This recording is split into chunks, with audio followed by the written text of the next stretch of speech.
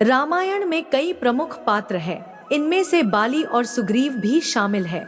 बाली का वध तो स्वयं श्री राम ने किया था और सुग्रीव श्री राम के मित्र थे। इन दोनों के बारे में बहुत कम लोग जानते हैं। इनके जन्म की कथा भी बड़ी ही विचित्र है।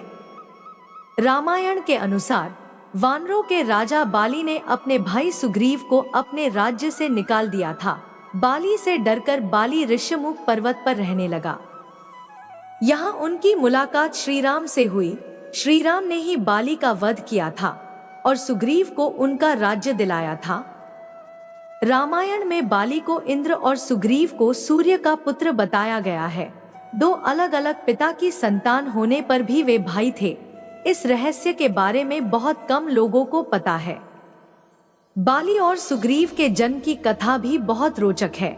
आज हम आपको इन दोनों के जन्म कथा के बारे में बताने जा रहे हैं। मित्रों, कहानी शुरू करने से पहले आपने अभी तक हमारे चैनल को सब्सक्राइब नहीं किया है तो अभी सब्सक्राइब करें और बेल आइकन को प्रेस जरूर करें ताकि आने वाली नोटिफिकेशन आप तक पहुंच सके। धर्म ग्रंथों के अनुसार किसी समय पर ऋष्यमुख पर्वत पर एक विशाल वानर रहता था। उसका नाम ऋक्षराज था। ऋक्षराज बहुत ही बलशाली था।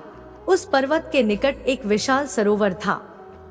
उस तालाब की विशेषता थी कि जो भी उसमें स्नान करता वो सुंदर स्त्री में बदल जाता था। ये बात ऋक्षराज को पता नहीं थी।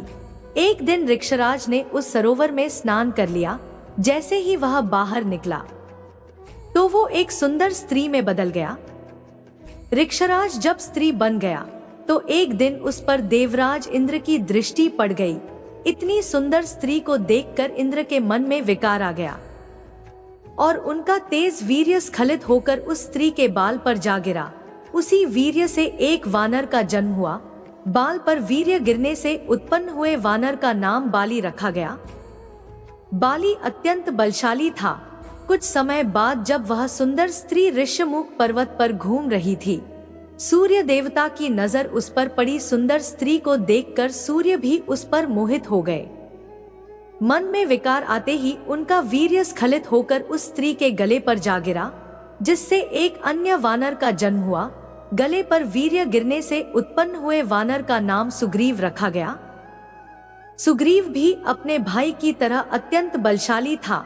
इस तरह दो अलग अलग पिता की संतान होने पर भी बाली और सुग्रीव भाई थे। रामायण के अनुसार दुंदुभी नाम का एक दैत्य था। बाली और सुग्रीव दोनों उसे मारने के लिए पहुंचे। डरकर वो दैत्य एक गुफा में छिप गया। बाली ने सुग्रीव से कहा कि तुम गुफा के बाहर खड़े रहो, मैं उस दैत्य को मारकर वापस आता हूँ। काफी समय तक बाली गुफा से बाहर नहीं आया और एक दिन गुफा से रक्त की धारा बहती हुई दिखाई दी। सुग्रीव को लगा कि उसका भाई मारा गया है। ये जानकर उसने गुफा के मुख पर एक बड़ा पत्थर रख दिया और वहां से अपने राज्य लौट आया। कुछ समय बाद जब बाली लौटा तो उसने देखा कि सुग्रीव राजा बन चुका है। उसे लगा कि राज्य पाने के लिए सुग्रीव ने गुफा के मुख पर पत्थर रखा था। ये जानकर उसने सुग्रीव को पीट पीट कर अपने राज्य से बाहर निकाल दिया। बाली के डर से सुग्रीव अपने मित्रों के साथ ऋष्यमुख पर्वत पर रहने लगा। यहीं उसकी मुलाकात भगवान श्री राम से हुई और उन्होंने बाली को मारकर सुग्रीव को किष्किंधा का राजा बनाया। मित्रों, कहानी पसंद आई हो तो हमें कमेंट में अवश्य बताएं और हमारे चैनल को सब्सक्राइब जरूर करें। धन्यवाद।